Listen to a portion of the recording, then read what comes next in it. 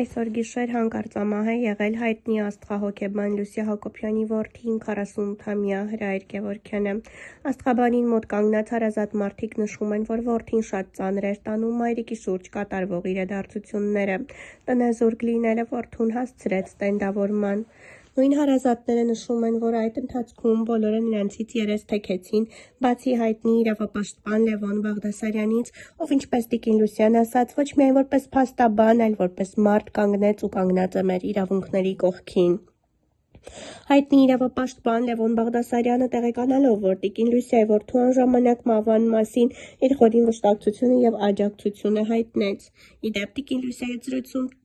ինքը փաստեց, որ պարոն Բաղդասարյանի աշխատակազմից արդեն իսկ կապվել է նրա հետ և իրենց անվերապահ աջակցություն առաջարկել այս ծանր պահին։ Շնորհակալ եմ Լև գրուպին այս ծանր պահին անվերապահ աջակցելու համար, ասել է հայտնի աստղաբանը։